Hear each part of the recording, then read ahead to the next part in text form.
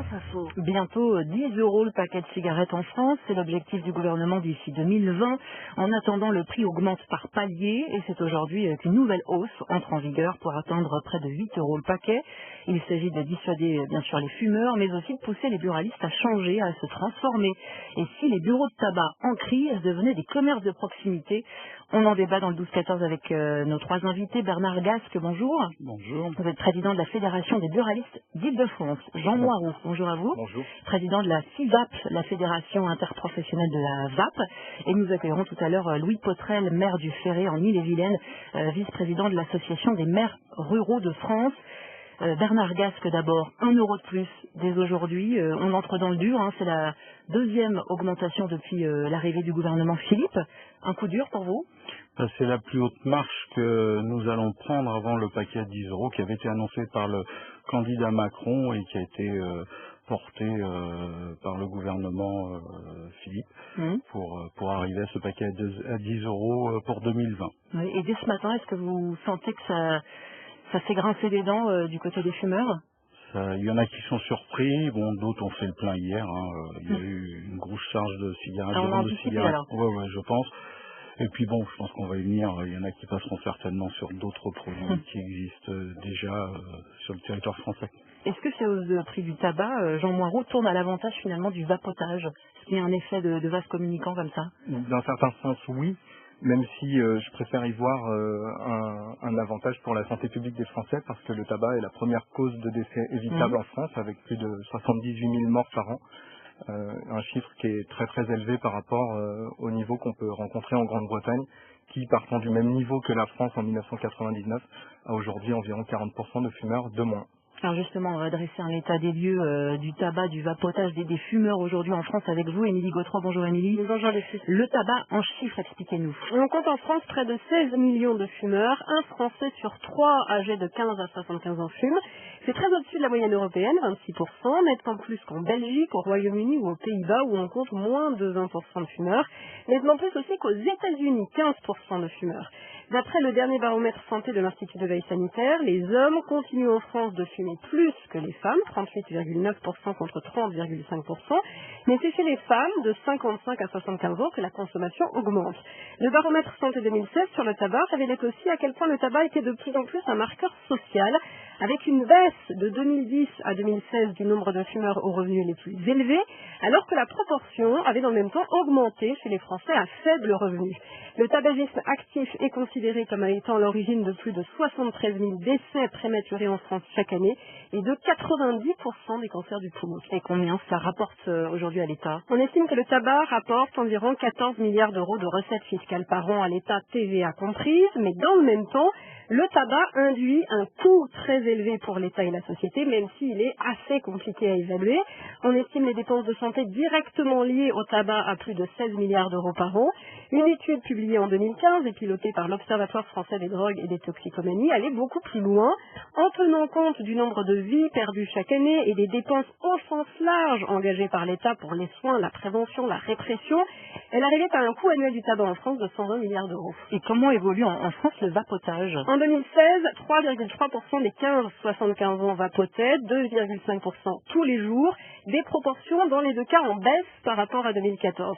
Le nombre de boutiques physiques spécialisées dans la vente de cigarettes électroniques marginales en 2010 a bondi jusqu'en 2015, a baissé en 2015-2016 et est désormais assez stable. Et combien y a-t-il de buralistes en France aujourd'hui? Près de 25 000, 24 660 très exactement au 1er janvier 2017, dont 58% de bars tabac avec ou sans presse. Le nombre de buralistes a clairement diminué ces 15 dernières années, avec 8 000 buralistes de moins. 43% des buralistes se trouvent dans des communes de moins de 3 500 habitants, près d'un tiers dans des communes de moins de 2 000 habitants, ce qui donne en France aujourd'hui un buraliste pour 2 600 habitants contre un buraliste pour 1 800 habitants en 2004. Merci beaucoup Émilie Gautreau. Bernard Gasque, président de la Fédération des buralistes d'Île-de-France. On voit qu'on est dans un moment charnière aujourd'hui pour les bureaux de tabac, buralistes, profession en crise. Vous avez d'ailleurs signé avec le gouvernement un protocole pour vous aider à vous transformer, à vous diversifier, créer un nouveau modèle de commerce. Ça veut dire quoi? Vous avez fait une croix sur le tabac? Du tabac, il y aura toujours des gens qui fumeront, même jusqu'au moment où on aura on pourra peut-être ne plus trouver de tabac à partir du moment où on trouvera une petite graine qui traînera sur la France, mais du tabac toujours il y en aura, qui soit vendu dans notre réseau ou dans le réseau à côté, le réseau parallèle qu'on appelle. Les gens fumeront toujours, on le voit bien, cette politique qui a été menée depuis des années, depuis 2002, à faire la chasse en augmentant le prix, ne marche pas. La preuve, on est toujours, avec les chiffres que vous avez rappelés, on est toujours sur la même tendance. Je pense que la prévention est très importante, ce que tous les gouvernements ont oublié. L'Allemagne, que vous n'avez pas citée, elle, a des prix beaucoup plus bas, font de la publicité dans la rue, des distributeurs dans la rue, et arrivent à avoir un taux de fumeurs bien moins important que nous en France. Et ça veut dire que les buralistes aujourd'hui s'engagent clairement dans la lutte anti-tabac en essayant de se diversifier? Tout à fait. Notre président l'a annoncé hier sur une radio concurrente à la vôtre, comme quoi on allait s'associer au mois sans tabac. Au mois sans tabac. Tout à fait, oui. Nous allons justement peut-être essayer de trouver un système pour pouvoir vendre peut-être des patchs pour empêcher de fumer, puis faire passer les gens aussi sur le vapotage, qui est important. Donc vendre aussi des cigarettes électroniques, Jean Moiroux, là ça va sur vos plates-bandes. Est-ce que ça vous dérange aujourd'hui que les buralistes essaient aussi de passer au vapotage? Je suis pas choqué que les buralistes puissent vendre des produits du vapotage. Par contre, je suis profondément choqué par le fait qu'on puisse imaginer que ça soit une bonne idée. Très clairement, pour moi, il y a un mariage qui est contre nature, avec une profonde contradiction. En présentant un produit que nous avons défendu depuis 5 ans, corps et âme, c'est un produit de passion aussi, c'est un produit de réduction des risques, une solution de santé publique, et qu'on puisse reléguer un petit peu ces produits qui sont porteurs d'avenir pour les Français, pour la santé des fumeurs, à un simple relais de croissance, alors que nous le présentons très clairement comme une solution de réduction des risques. Aujourd'hui, on pourrait s'imaginer que vendre un produit de sevrage tabagique dans un bureau de tabac, c'est aussi ridicule qu'acheter des cigarettes dans une pharmacie. Et puis, il faut bien reconnaître que les buralistes sont historiquement un peu le bras armé de l'industrie du tabac. Il y a toute une instrumentalisation qui est faite aussi avec la proximité, la notion de proximité, de ruralité. Donc vous dites que c'est le comble aujourd'hui que les buralistes s'en emparent. Votre réponse, Bernard Gasque? Je vais reprendre votre exemple que vous avez parlé concernant l'Angleterre. Je vous rappelle que les vendeurs de produits de vapotage, qui a permis aujourd'hui d'inverser la tendance en mettant justement le tabac moins fort que le vapotage aujourd'hui en Angleterre, ce sont les buralistes anglais, entre guillemets, qui l'ont amené. Donc c'est pour cela que, bon, je pense pas qu'il faut faire une guerre, comme je vous l'ai dit, faire une guerre entre vos magasins et les buralistes. Je pense qu'on est complémentaires l'un et l'autre. Il n'y a pas de concurrence, Jean Moiroux? Je pense qu'il y a une concurrence. Il y a une concurrence en tout cas au niveau des idées.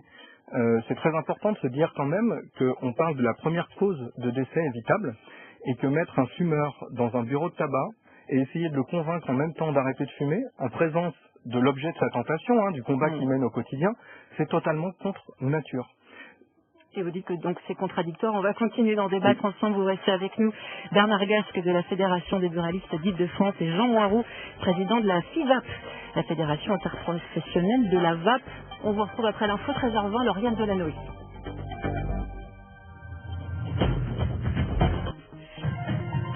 France Info. Et nous sommes toujours avec Bernard Gasque et Jean Moiroux. Nous accueillons Louis Potrel. Bonjour monsieur. Bonjour. Vous êtes vice-président de l'Association des maires ruraux de France. Est-ce que des buralistes nouvelle génération, nouveau genre, qui ne vendent plus seulement que du tabac, c'est ce que vous attendiez dans les petites communes? Aujourd'hui, pour maintenir le dernier commerce ou les derniers commerces de nos communes, c'est vrai que la complémentarité et la diversification est un enjeu important. Et c'est l'une des solutions pour permettre le maintien de ces commerces sur nos territoires ruraux. Donc ils peuvent pallier un manque aujourd'hui dans les communes rurales? Oui, tout à fait. Et c'est pour ça qu'il y a un certain nombre de commerces de buralistes qui sont à la fois cafés, bars, mais qui sont en capacité également d'accueillir un point de la Française des Jeux, de vendre des billets de spectacle, de tenir un point poste pour avoir plusieurs compléments de revenus, est en capacité d'avoir une activité pérenne. Mais il y a de la place pour tout le monde. Dans un bourg, on peut imaginer un boulanger, un café, une petite supérette. Ça ne va pas créer de la concurrence si le buraliste aussi se met à vendre du pain ou à À vendre des Non, mais aliments, par exemple? le buraliste ne vendra pas de pain, c'est déjà un boulanger. Je dirais que le buraliste pourra avoir un dépôt de pain à la condition qu'il n'y ait pas déjà une boulangerie sur la commune, parce que sinon c'est pas possible. Et la question qui est posée, c'est qu'est-ce qu'on fait pour permettre aux buralistes d'avoir un revenu digne de ce nom, sachant que par le passé le fonds de commerce était négociable, on pouvait obtenir une somme d'argent à travers la vente de son fonds de commerce, alors qu'aujourd'hui, quel que soit le commerce, un fonds de commerce ne se vend plus ou à une valeur très, très faible. Bernard Gasque, aujourd'hui, il existe une prime de diversification pour les buralistes? Oui, à partir du moment où on arrive à faire plusieurs services pour accompagner la population, donc la proximité, comme on parlait tout à l'heure, qui permet justement d'amener à la petite mamie qui qui est dans un reculé dans le village, qui ne peut pas descendre à la ville pour aller acheter ses produits, pouvoir arriver à avoir ce qu'elle a besoin. On voit bien aussi avec la banque que nous avons mis en place, le compte Nickel, qui ouvre aujourd'hui 30 000 comptes par mois. Ça amène vraiment une proximité et un ajout de service à la population qui n'est pas négligeable. Nous, en Ile-de-France, on a bien vu les préfectures qui ferment et qui ne font plus les cartes grises. Aujourd'hui, nous sommes en mesure de pouvoir délivrer des documents pour avoir des cartes grises très rapidement. Je pense que tous ces services, c'est quand même nous, préposés de l'administration, je le rappelle, nous sommes des préposés de l'administration régis par les douanes. Je pense que tous ces services, nous pouvons les amener à la population, nous pouvons arriver à nous transformer, à nous La transition, vous pensez, sera facile? Elle est déjà en route depuis quelque temps. Je pense que nous sommes des chefs d'entreprise. Aujourd'hui, on sait bien que le tabac va nous amener moins de rémunération. Alors donc, il faut partir sur ces créneaux, de faire re-rentrer nos clients dans nos magasins, de manière que nous puissions amener, comme vous l'avez dit, une boulangerie dans certains villages qui peut avoir un dépôt de pain, qui peut, je suis aussi, parce que vous m'avez décrit comme président de la Fédération Île-de-France, mais je suis président de la Fédération de l'Île-de-France, Seine-Maritime et Oise, donc la ruralité je connais. Quand je vais visiter des collègues, que je les vois qui font de la charcuterie, qui font de l'épicerie, c'est des services qu'on peut amener. Il y a des bureaux de tabac déjà qui font charcuterie. Bien sûr, l'autre jour à côté de Rouen, j'ai pu voir, là j'ai même rencontré il n'y a pas très longtemps une dame qui est dans l'Essonne, qui s'occupe de faire des livraisons pour une maison de retraite, pas de tabac bien sûr, mais de nourriture, pour que justement ils puissent arriver à avoir leur service à disposition. Donc on voit que le métier se diversifie. Jean Moiroux, vous qui représentez la Fédération interprofessionnelle de la vape, ça peut permettre aussi d'acheminer des cigarettes électroniques dans ces zones isolées. C'est plutôt un point positif. Oui, sur l'idée bureau de tabac couteau suisse, de la proximité, de la ruralité, pas de problème sur l'idée de base. Non, là, le point sur lequel je tiens vraiment à insister, c'est l'inadéquation totale d'un endroit où il y a une présence de tabac, de cigarettes et de produits du vapotage qui sont une solution de santé publique, de réduction des risques. C'est-à-dire que un buraliste ne peut pas passer les 30 minutes qui sont nécessaires pour convaincre quelqu'un d'arrêter de fumer. Les professionnels qui sont en boutique spécialisée de produits de vapotage, ils ont des arguments qui sont... c'est une approche qui est à la fois très technique, mais qui est aussi comportementale, psychologique, qui demande du temps, de l'appropriation. Il faut accompagner les gens, il faut les voir plusieurs fois. Leur objectif, c'est de faire arrêter de fumer. Comment est-ce qu'un réseau qui s'est battu corps et âme contre le paquet neutre et contre l'augmentation du paquet de cigarettes, qui sont des mesures de santé publique, pourrait décemment faire arrêter les gens de fumer et voir leur part de marché? C'est une hypocrisie. Moi, je sais pas. J'ai l'impression qu'on est des criminels. Nous, les buralistes, on est des criminels, on tue tout le monde. Mais nous sommes dans un changement de paradigme, évidemment. Oui, non, mais vous êtes en train de nous traiter de criminels quelque part. Je vous traite pas de criminels. Aujourd'hui, nous recevons 10 millions de clients et 40% des gens qui rentrent dans nos commerces ne sont pas fumeurs. Donc on a d'autres services. Aujourd'hui, on est tout à fait... C'est quand même un profond changement de mentalité qui fait c'est vrai. Moi, je me rappelle quand j'étais gamin, on achetait des bidis, je vous rappelle, ces petites cigarettes à l'eucalyptus, on les achetait chez les pharmaciens. Donc ce que vous avez décrit, vous voyez comme quoi... Vous pouvez vendre du pain, du jambon, des magazines, des jeux à gratter, de l'alcool.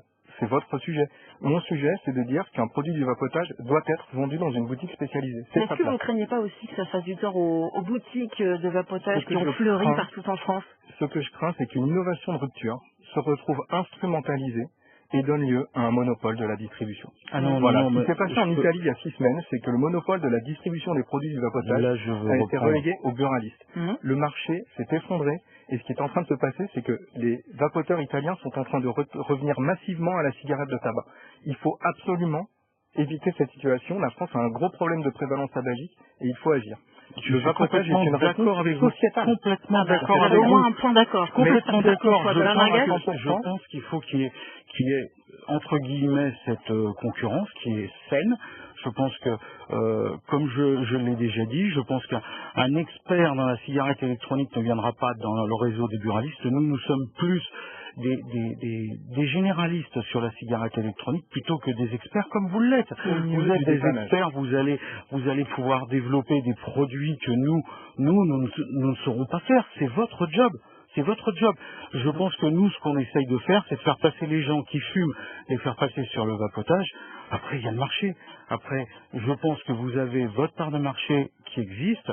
Je pense que demain, Il y a le marché pourra se partager. Vous pensez Aujourd'hui, qu'il y a de la place aujourd'hui pour tout le monde? Merci Bernard Agasque, président de la Fédération des buralistes d'Île-de-France, Jean Moireau, président de la FIVAP, et je remercie Louis Potrel qui était en ligne avec nous tout à l'heure, maire du Ferré en Ille-et-Vilaine, vice-président de l'association